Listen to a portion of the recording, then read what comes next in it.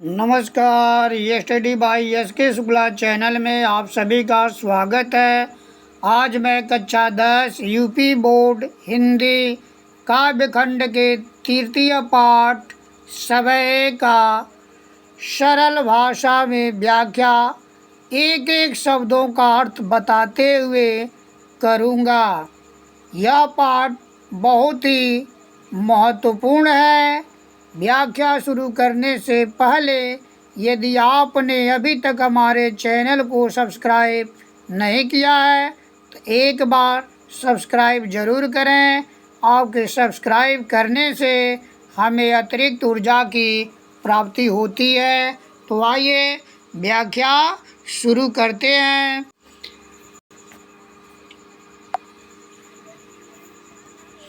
मानुष हो तो वही रस खान, मानुष हो तो वही रस खानी, बसो ब्रज गोकुल गाँव के ग्वारन। जाओ पशु हो तो कहा बस मेरो, चरो नित नंद की धेनु मंझारन। पावन हो तो वही गिरि को, जो धर्यो कर छत्र पुरंदर कारण। जो खग हो तो बसेरो करो, मिली कालिंद कुल कदम्ब की डारन। प्रस्तुत पद में कवि रस खान ने ब्रज के प्रति अनुराग व्यक्त करते हुए कहा है कि यदि मेरा दूसरा जन्म हो तो ब्रज में ही हो, चाहे किसी भी योनि में जन्म लूं। मानुष हो तो वही रस खान, मानुष मन मनुष्य, हो अनि हो या बनूं तो वही रस खान। रस खान यानी रस खान कवि, यानी रसों के खान, रस के भंडार यानी रस खान कवि कहते हैं कि मृत्यु के बाद यदि मेरा दूसरा जन्म हो और मनुष्य हो तो बसो ब्रज गोकुल गांव के ग्वारन, यानी गोकुल गांव के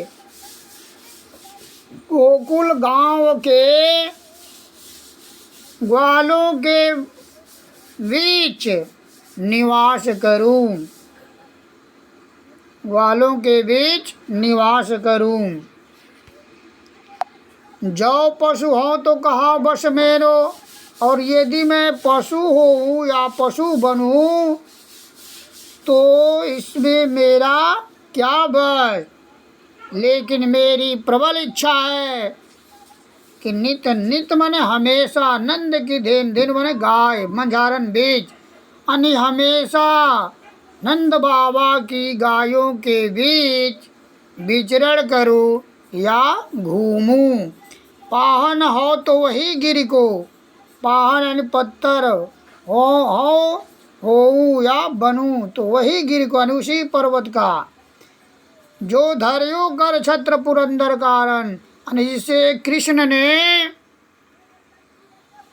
इंद्र के घमंड को तोड़ने के लिए और ब्रज को जलमग्न होने से बचाने के लिए छतरी के रूप में धारण किया था। जो खग हो तो वही बसे, जो खग हो तो बसेर करो, यदि पक्षी बनूं तो बसेरो करो, यानी बसेरा करूं, मिलकर कालिंदी कूल, यानी यमुना के किनारे, यमुना के तट पर, कदम्ब की डारन, यानी कदम्ब की डालियों पर, यमुना के किनारे कदम्ब की डालियों पर पक्षियों के साथ मिलकर निवास करूं। यानी रसखान कवि कहते हैं कि मृत्यु के बाद यदि मेरा दूसरा जन्म हो और मनुष्य हो तो ब्रज के गोकुल गांव के ग्वालों के बीच निवास करूं। यदि पशु हो तो मेरा क्या बस, लेकिन मेरी प्रबल इच्छा है कि नंद बाबा की गायों के बीच विचरण करूं।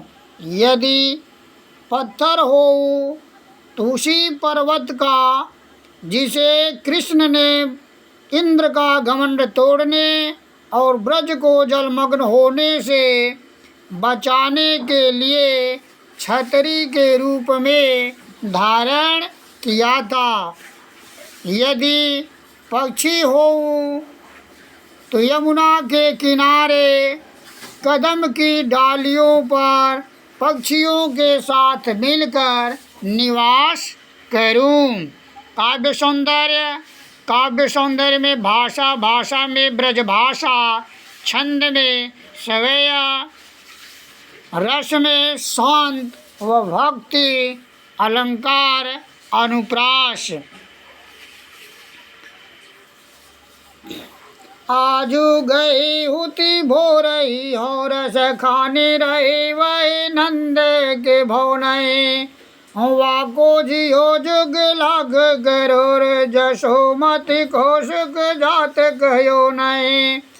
तेल लगाई लगाई के अंजन भावे बनाए बनाए दिठो नहीं। डारी हमेल निहार निहारत वारत जो चुचकारत छो नहीं। प्रस्तुत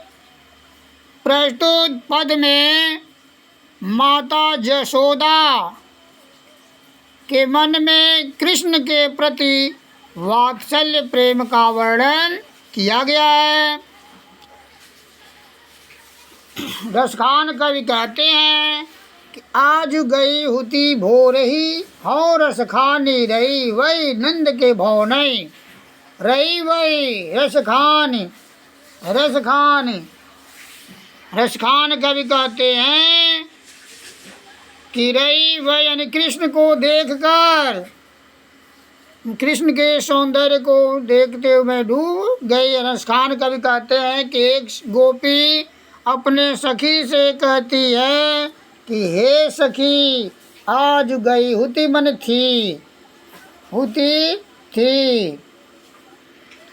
आज आज गई हुती अन गई थी, भोर ही यानी सुबह ही हो मैं।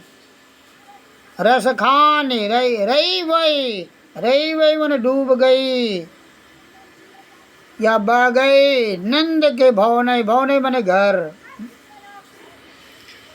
अने एक सखी दूसरे सखी से कहती है कि हे सखी आज मैं सौंदर्य में डूबकर प्रातः काल ही नंद बाबा के घर गई थी। वाह को जियो जुग लाख करोड़, वाह को अनुष्का या उसका अर्थात यशोदा का, जियो जुग लाख करोड़ यशोदा का पुत्र कृष्ण लाखों करोड़ों वर्ष जीवित रहे। जसोमति को सुख जात कहो नहीं, जसोमति को सुख जात कहो नहीं। यानी हे सखी यशोदा के सुख को कहा नहीं जा सकता, यशोदा के सुख का वर्णन नहीं किया जा सकता। यानी कृष्ण के सानिध्य में यशोदा को जो सुख प्राप्त हो रहा है उस सुख का वर्णन करना कठिन है।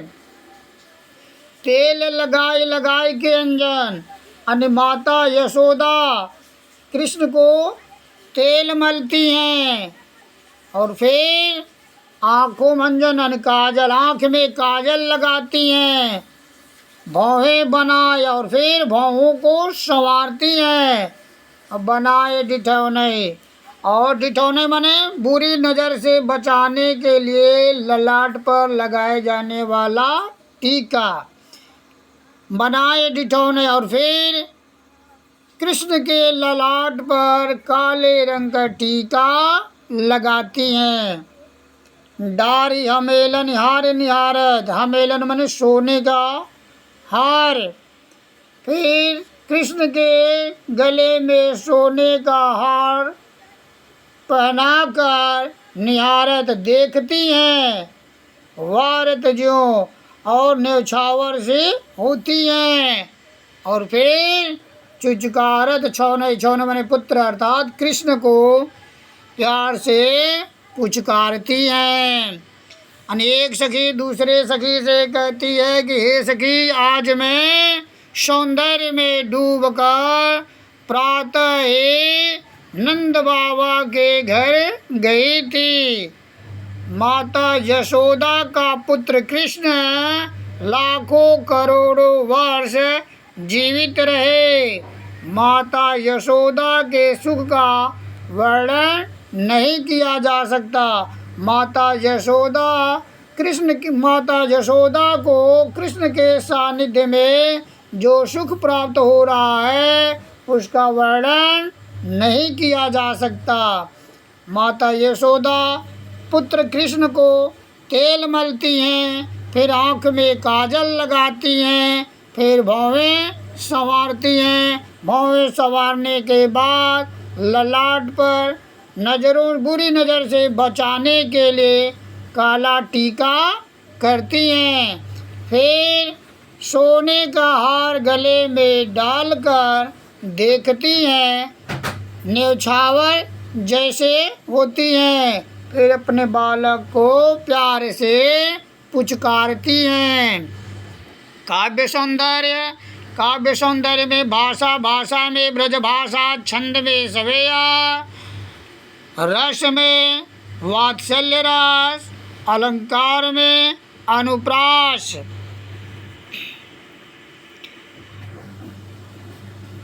धूरी भरे अति शोभित श्याम जूत से बने सिर सुंदर चोटी, खेलत घात फिर अंगना पग पैजन बाजत फिरी कछोटी।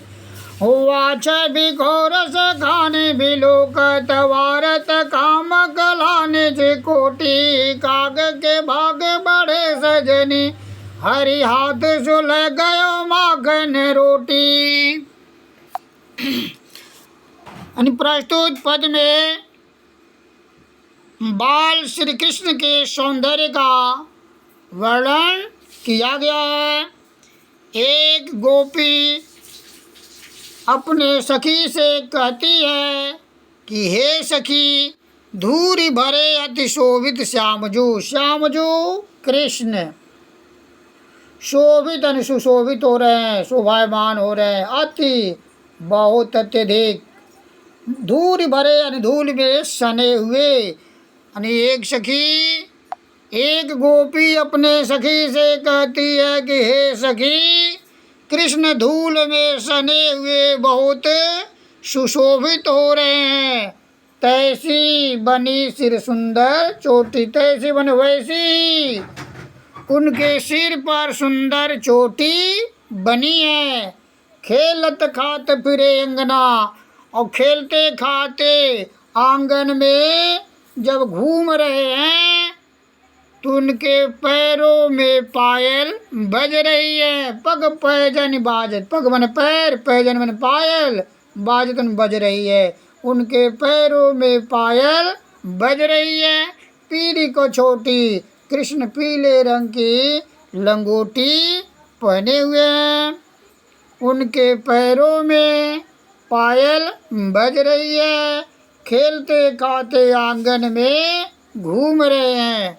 वाह छवि को रसखान बिलोकत, यानी रसखान कवि कहते हैं कि वाह छवि को, यानी उस छवि को, उस सुंदरता को, यानी कृष्ण के उस सुंदरता को बिलोकत मने देखकर। वारत न्यौछावर, कामदेव, कला निज कोटि, अपने निज मने अपने, कोट मने करोड़ों कलाओं को न्यौछावर कर रहा है। यानी रसखान कवि कहते हैं कि एक गोपी अपने सखी से कहती है कि हे सखी, कृष्ण के उस सौंदर्य को देखकर कामदेव अपने करोड़ों कलाओं को न्यौछावर कर रहा है। काग के भाग बड़े सजनी, हरि हाथ सोले गयो माखन रोटी। काग के भागन सखी। एक सखी दूसरे सखी से कहती, एक गोपी अपने सखी से कहती है कि हे सखी, काग ने कौवा, कौवा भाग मन भाग्य, कौवा बहुत भाग्यशाली है कि हर हाथ अन्य भगवान के हाथ से माखन रोटी छीन कर ले गया। एक गोपी अपने सखी से कहती है कि हे सखी, कृष्ण धूल में सने हुए बहुत सुशोभित हो रहे हैं, वैसे ही उनके सिर पर सुंदर चोटी बनी है। कृष्ण पीले रंग की कुछ लंगोटी पहने हैं, पैरों में पायल बज रही हैं, खेलते खाते आंगन में घूम रहे हैं। रसखान का भी कहते हैं कि एक गोपी अपने सखी से कहती है कि हे सखी, कृष्ण के उस सौंदर्य को देखकर कामदेव भी अपने करोड़ों कलाओं को न्योछावर कर रहा है।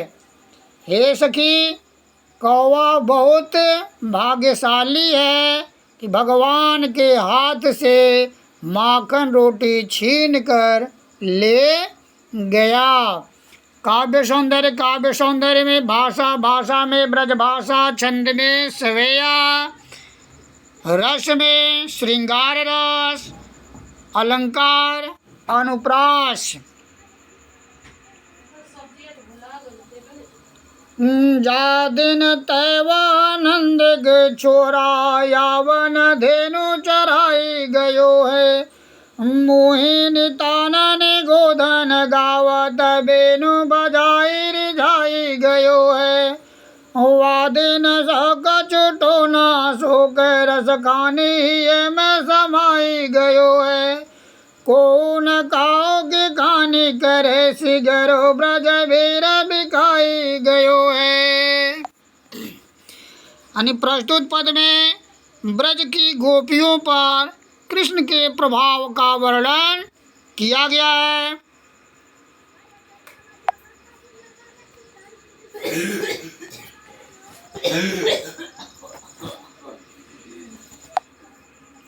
प्रस्तुत पद में गोपियों पर कृष्ण के प्रभाव का वर्णन किया गया है।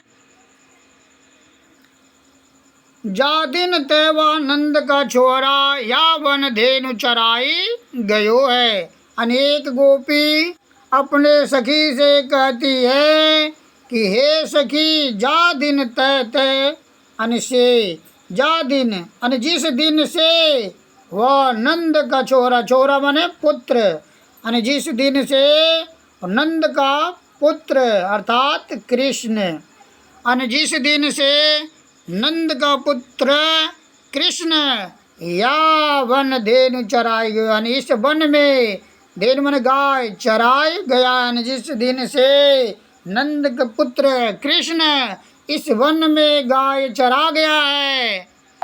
मोहिनी तानन गोधन गावत, और मन को मोहित करने वाले तानन मन तानों में, स्वर में, आवाज में गोधन गीत गा गया है। बेनु बजाई रिझाई गयो है, बेनु मन बांसुरी, बजाई मन बजाकर, रिझाई गयो यानी बांसुरी बजाकर रिझा गया है। वाह दिन सो कछु टोना शोक है, वाह दिन सो यानी उसी दिन से कुछ टोना सा करके हृदय में समाई गयो है, यानी हृदय में प्रवेश कर लिया। रसखान कवि कहते हैं कि एक गोपी अपने सखी से कहती है कि हे सखी, नंद का पुत्र कृष्ण जिस दिन से इस वन में गाय को चरा गया है, मन को मोहित करने वाले तानों में गोधन गीत गाया है, बांसुरी बजाकर रिझा गया है, उस दिन से कुछ टोना सा करके हम हृदय में प्रवेश कर लिया है। को न काऊ की कान करे, को न कोई न मन नहीं, काऊ अन किसी के कान करे, किसी कोई किसी का कार्य नहीं कर रहा, अर्थात कोई किसी की मर्यादा का पालन नहीं करता। ऐसा लगता है सिगरो ब्रज वीर बिकाई गयो है, वीर मन सखा, यानी ऐसा लगता है जैसे मानो ब्रज के सभी सखा बिक गए हैं, यानी उसके हाथों बिक गए हैं। रसखान कवि कहते हैं कि एक गोपी अपने सखी से कहती है कि हे सखी, जिस दिन से नंद का पुत्र कृष्ण इस वन में गाय चरा गया है, मन को मोहित करने वाले तानों में गोधन गीत गाया है, बांसुरी बजाकर हम सबको रिझा गया है, उसी दिन से कुछ टोना सा करके हमारे हृदय में प्रवेश कर लिया है। को न काऊ की कान, यानी कोई किसी का कार्य नहीं करती, अर्थात कोई किसी की मर्यादा का पालन नहीं कर रहा है। ऐसा लग रहा है जैसे मानो ब्रज के सभी वीर बिक गए हों उसके हाथ। काव्य सौंदर्य में भाषा, भाषा में ब्रज भाषा, छंद में सवैया, अलंकार में अनुप्रास, रस में श्रृंगार। कान भय बस बांसुरी के, अब कौन सके हमको चाहिए, निस दौ से रहे संग साथ लगिया, सौतन तापन क्यों सही है, जिन मोहि लियो मन मोहन को, रस खानी सदा हमको दही है, मिलियाओ सब सखी भागी चले, अब तो ब्रज में बांसुरी रही है। प्रस्तुत पद्यांश में कृष्ण के बंशी के प्रति गोपियों के सौतिया डाह का वर्णन किया गया है। कान भय बस बांसुरी के, अनेक गोपी अपने सखी से कहती है कि हे सखी, कान कृष्ण भय बस बांसुरी के, यानी हे सखी, कृष्ण बांसुरी के बस में हो गए हैं, अब कौन सखी हमको चाहिए मैंने चाहेगा, यानी हे सखी अब हमें कौन चाहेगा। निष्दोष रहे संग साथी लगे, निष्दोष यानी दिन रात, संग साथ लगी यानी बांसुरी दिन रात कृष्ण के साथ रहती है। यह सौतिन तापन क्यों सही है, यानी इस सौत के तापन माने दुख को क्यों सही मैंने सहन करेंगी, यानी से बांसुरी पन दुख को हम क्यों सहन करेंगे। जिन मोह लियो मनमोहन को, मनमोहन यानी दूसरों के मन को मोहित करने वाले कृष्ण, अर्थात हे सखी हम सब के मन को मोहित करने वाले कृष्ण के मन को ही जिसने मोह लिया, मोहित कर लिया है, सदा हमको दही, दही मने जलाएंगे। रसखान कवि कहते हैं कि एक गोपी अपने सखी से कहती है कि हे सखी, हम सब के मन को मोहित करने वाले कृष्ण के मन को बांसुरी ने मोह लिया है, मोहित कर लिया है, जो हमें हमेशा जलाएगी या जलाएगी। मिलियाओ सब सखी भाग चलन, हे सखी आओ हम सब मिलकर भाग चलें, न रहेंगे न हमें दुख होगा। अब तो ब्रज में बांसुरी रही है, यानी हे सखी अब तो सिर्फ ब्रज में बांसुरी ही रहेगी। अनेक सखी एक गोपी दूसरे सखी से कहती है कि हे सखी, कृष्ण बांसुरी के वश में हो गए, अब हमें कौन चाहेगा। दिन रात बांसुरी कृष्ण के साथ रहती है, इस सौतन के दुख को हम क्यों सहन करें। हे सखी, रसखान कवि कहते हैं कि हे सखी, रसखान कवि कहते हैं कि एक गोपी अपने सखी से कहती है कि हे सखी, हम सब के मन को मोहित करने वाले कृष्ण के मन को बांसुरी ने मोहित कर लिए, जो सदा हमें जलाएगी। इसलिए हे सखी, आओ हम सब मिलकर कहीं और चले, भाग चलें। अब तो ब्रज में सिर्फ बांसुरी ही रहेगी। काव्य सौंदर्य में भाषा में ब्रजभाषा, छंद में सवैया, रस में श्रृंगार, अलंकार में अनुप्रास।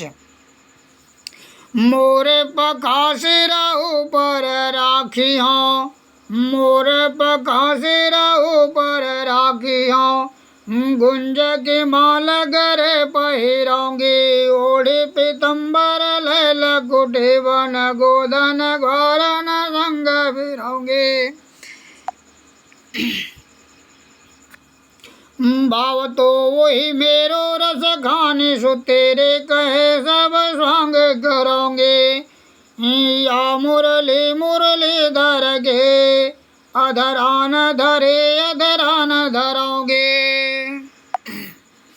अनि गोपियाँ कृष्ण का रूप धारण करने के लिए तैयार हैं, किंतु बांसुरी को अपने होठ पर नहीं रखना चाहती हैं।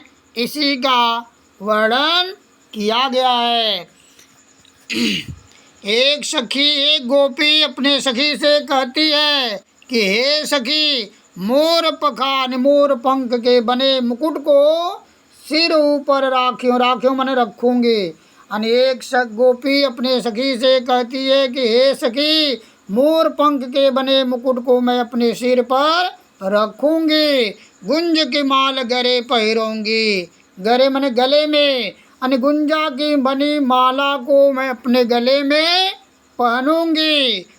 ओढ़ी पीतम्बर लैल कुटी, पीतम्बर मैंने पीला वस्त्र ओढ़कर, पीला वस्त्र ओढ़कर, लैल कुटी और हाथ में लाठी लेकर, वन गोधन ग्वारन संग फिरोंगी। अनि वन में गायों और ग्वालों के साथ घूमूंगी। भाव तो वही मेरो रस खाने, यानी जो भाव तो मैंने अच्छा, वही मेरो रस खाने, यानी जो मेरे कृष्ण को अच्छा लगता है सो, यानी वह तेरे कहे, तुम्हारे कहने पर सब स्वांग कराऊंगी। स्वांग मैंने नाटक या लीला, यानी वह सब तेरे कहने पर लीला करूंगी। यानी मेरे कृष्ण को जो अच्छा लगता है वह सब तेरे कहने पर लीला करूंगी।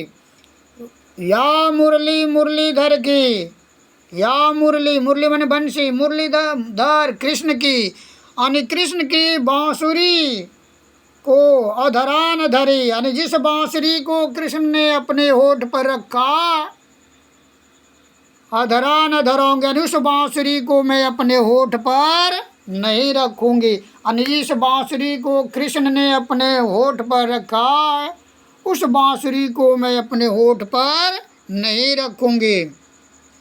यानी एक गोपी अपने सखी से कहती है कि हे सखी, मोर पंख के बने मुकुट को मैं अपने सिर पर रखूंगी, गुंजा की बनी माला अपने गले में पहनूंगी, पीला वस्त्र ओढ़कर, हाथ में लाठी लेकर, वन में गायों और ग्वालों के साथ घूमूंगी।